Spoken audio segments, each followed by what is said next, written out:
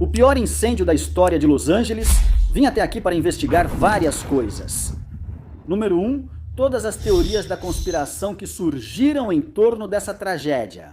Olhem só, não há como posicionar a câmera, usar uma lente ou fazer o formato do vídeo que dê a vocês uma ideia realista da magnitude dessa destruição. Quarteirões inteiros da cidade.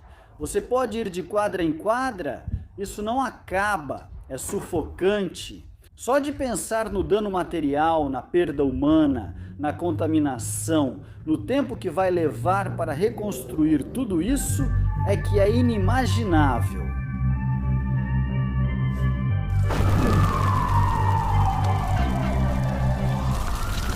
Este não é só o pior incêndio da história moderna de Los Angeles, é o mais raro, é o pior do pior, da forma mais apocalíptica e distorcida.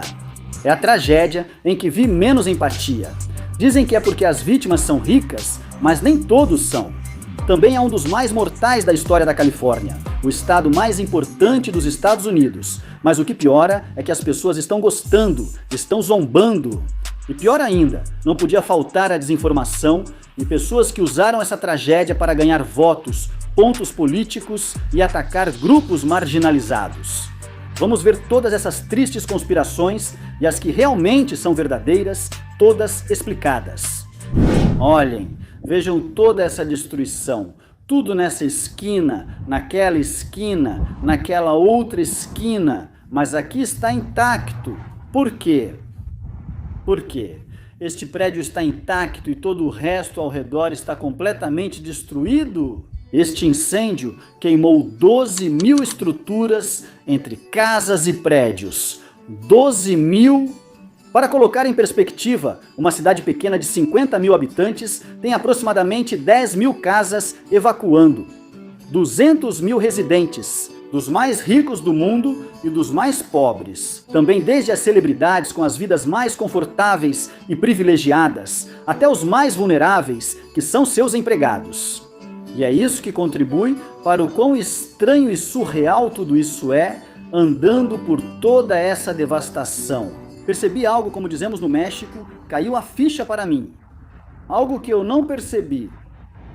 Ontem, tentei entrar em Malibu e não me deixaram entrar porque a polícia militar dos Estados Unidos fazendo a segurança. Só depois que fui investigar. Ah, é porque lá estão as mansões dos mais milionários dos Estados Unidos, as celebridades, e muitas pessoas estão roubando as coisas deles, estão invadindo as mansões que estão lá. Assim como este lugar que está aberto, já não tem janelas, nem portas, e ainda há muitos bens materiais que você pode roubar. Armas de fogo, carros, dinheiro em espécie, eletrodomésticos, linha branca, eletrônicos, roupas, muitas coisas entre as cinzas, você pode resgatar ali, se você procurar, encontra alguma coisa. Mas aqui neste bairro, que é um bairro comum, aqui não tem nenhuma polícia militar.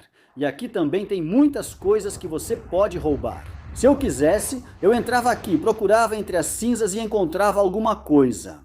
Olha, aqui tem um carro queimado. Bom, se você procurar, acha alguma coisa no meio de todo esse estrago. Mas por que aqui não tem polícia militar? Qual é a diferença entre este bairro e Malibu? Eu vou te dizer a diferença. Aqui vivem pessoas comuns.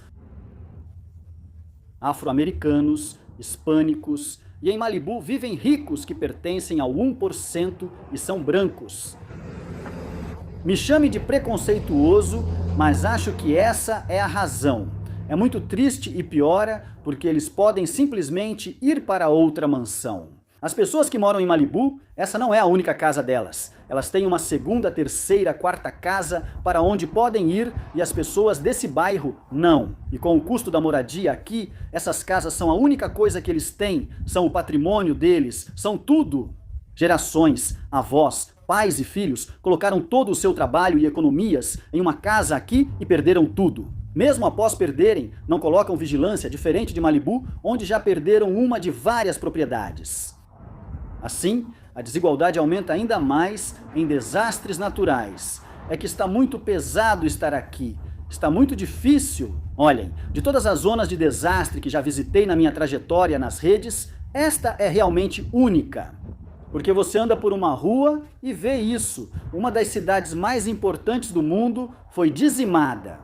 Você vem, vê isso, anda por uma rua e vê um grupo de pessoas, celebridades, rindo, passando uma tarde incrível em um restaurante de luxo, comprando coisas de luxo a uma rua de distância. É isso que faz dessa tragédia uma tragédia tão única, que está bem no meio da capital mundial. Do consumismo e da imagem, e a encenação. Você chega e vê uma família que acabou de perder todo o seu patrimônio. Estão nas cinzas do que costumava ser seu lar. Alguns de luto, lamentando a morte de um ente querido. E você caminha até a calçada e encontra um grupo de influenciadores do Instagram comprando roupas de grife, tirando selfies, ostentando as marcas. Vamos começar pelo começo, desde o início. O que aconteceu aqui? Como esse incêndio começou? O relatório oficial nos diz que o mais provável é que tenha sido por causas naturais. Este é um ambiente árido, seco, com folhas secas e capim inflamável, cigarros, faíscas de linhas elétricas, além do vento. Vejam este gráfico que mostra os relatos de incêndio, em média para fevereiro, em anos anteriores, comparado com 2025.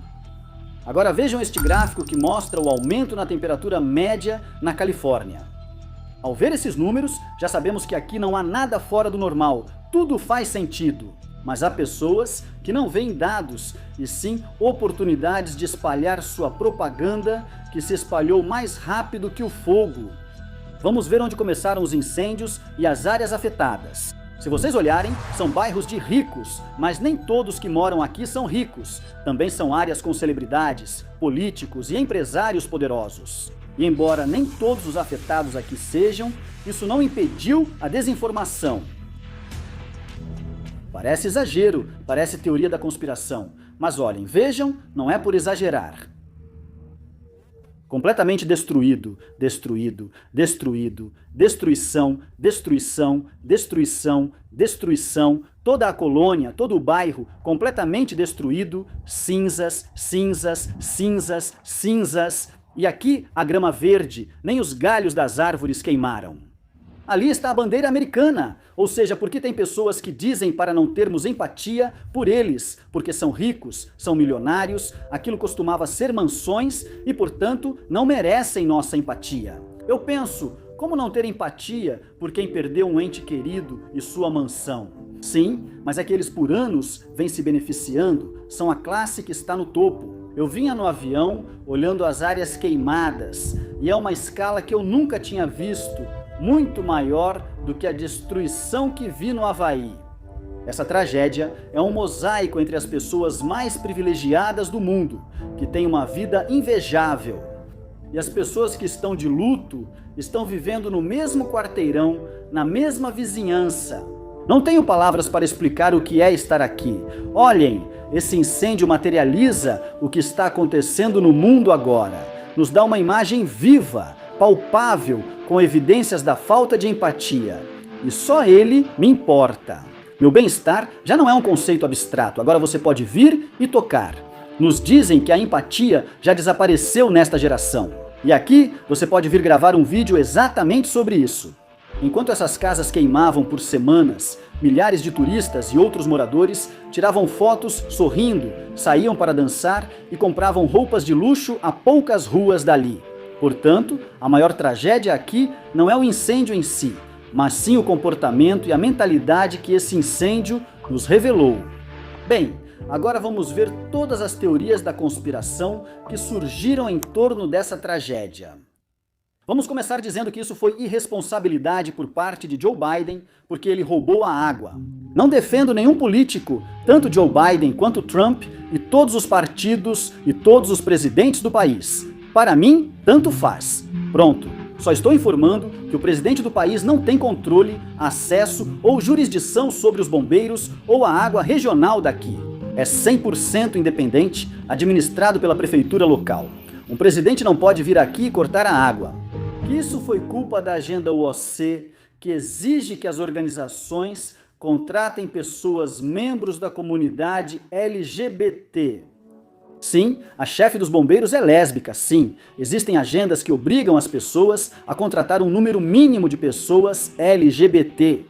Isso é inclusão forçada, e sim, é prejudicial. E sim, eu me oponho a isso. Mas neste caso, a chefe dos bombeiros é muito qualificada, eu li o currículo e a experiência dela, e ela é muito qualificada. Ela se formou como a melhor da turma, se destacou no treinamento e nas provas, e entre milhares de bombeiros, ela sempre era a melhor. Não negamos que a inclusão forçada seja ruim, mas aqui, na minha opinião, não é o caso. Esse mito surgiu desse memorando que diz 0% de contenção do fogo, 100% de inclusão. Olha, se você não gosta de pessoas LGBT, tudo bem, é problema seu, mas usar essa tragédia para atacá-los só fala mal de você. Aliás, em todos os outros desastres naturais na história do país e do mundo, em 99% das vezes, quem estava no comando era um homem heterossexual. E mesmo assim, aconteceram. Eu sou contra a inclusão forçada, claro, e sou contra a desinformação. Aqui, sou contra as duas coisas. Isso também inclui contratar pessoas que, em inglês, são chamadas de minorities, ou minoria, que basicamente significa pessoas que não são de origem europeia. Ou também conhecido como BIPOC, que significa pessoa de cor. O que é isso? Os europeus também têm cor, mas enfim, é assim que é chamado. Isso te dá uma cota mínima dessas pessoas que precisam ser contratadas? E nem sempre contratam o mais qualificado, o mais competente, o mais preparado, mas sim quem simplesmente tem a cor de pele certa. Isso é ruim, claro, e sim é admitido. Por muitos anos só se contratou pessoas de origem europeia e se excluiu quem não fosse. Isso foi ruim, mas isso já ficou para trás. Hoje em dia, a forma de corrigir isso é que todos tenham uma oportunidade de emprego para o qual estejam preparados, sem importar a cor da pele. Ao exigir que as empresas contratem pessoas com determinada cor de pele, você já está fazendo a mesma coisa. Só que ao contrário, 2 erros não fazem um acerto. Isso é comum no Canadá, como diz o governo. Temos nosso primeiro-ministro, que é aborígene canadense, nossa primeira mulher negra ocupando tal cargo, nosso primeiro-ministro que é gay. E algo muito importante, recentemente tiveram um ministro de infraestrutura hispânico e me perguntam, você gostaria de ver mais hispânicos, mais pessoas como você no gabinete do governo? E minha resposta é não, eu não gostaria. Por quê? O que eu gostaria é ver a pessoa mais competente possível no cargo. Não importa quem seja, não importa de que país venha, de que cor seja o cabelo, os olhos, a pele, tanto faz. Eu quero ver as pessoas mais competentes no cargo, não me interessa qual seja o seu grupo étnico. Nem sempre, mas às vezes essas cotas mínimas de contratação de pessoas acabam afetando, mas nesse caso não é para defender ninguém. Gente, não é o caso, essa senhora realmente é muito preparada. Então, eu pessoalmente discordo, baseado nas evidências que vi, de que só porque essa senhora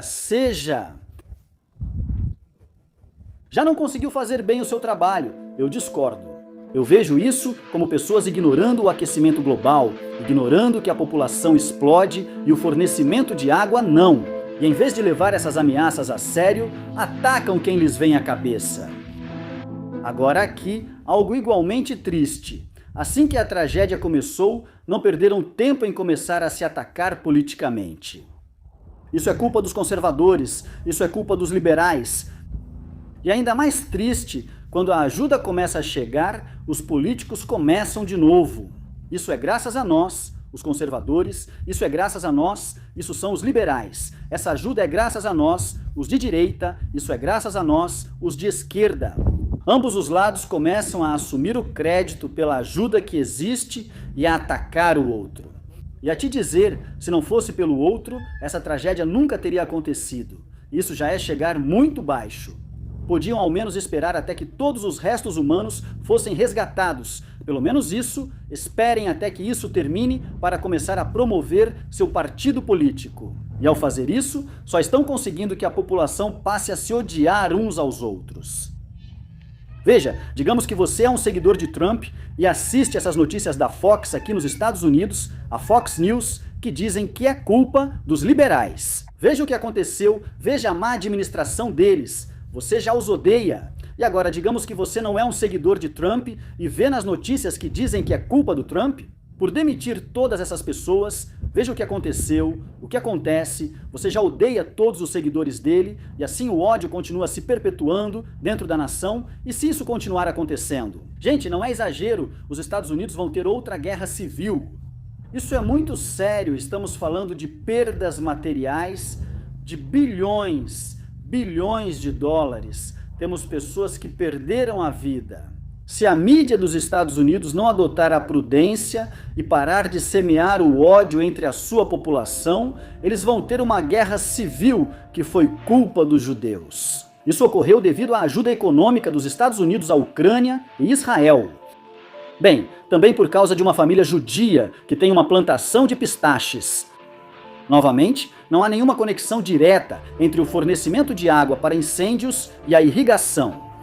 Foram as celebridades que incendiaram suas próprias mansões para esconder evidências de que são pedófilos ou para encobrir o Senhor? P. Diddy. Olha, se esse fosse o caso, por que eles não queimam discretamente só as evidências em vez de incendiar a casa inteira e atrair a atenção do mundo para isso? Também dizem que foram armas a laser do espaço para controlar a população de cristãos ou eleitores de direita. Se você acredita nessa teoria, saia da internet, não entre na internet, é um lugar muito perigoso para você. Falando sério, incêndios sempre existiram e sempre vão existir, ainda mais conforme a população humana cresce. É a superfície da Terra, que está coberta por populações, por cidades e vilarejos e estruturas, moradias. Por isso, incêndios com pessoas afetadas serão cada vez mais frequentes. A isso, some o aquecimento global, que piora tudo, acelera tudo, maximiza tudo, e o aquecimento global não vai parar. Quer você acredite nele, quer acredite que é causado pelo homem, quer acredite que é uma invenção. Não importa a realidade inegável de que só vai piorar e incêndios como este vão continuar acontecendo. Portanto, em vez de ficarem jogando a culpa um no outro e aproveitando essas tragédias para se promoverem, será que deveríamos levar mais a sério a ameaça do aquecimento global?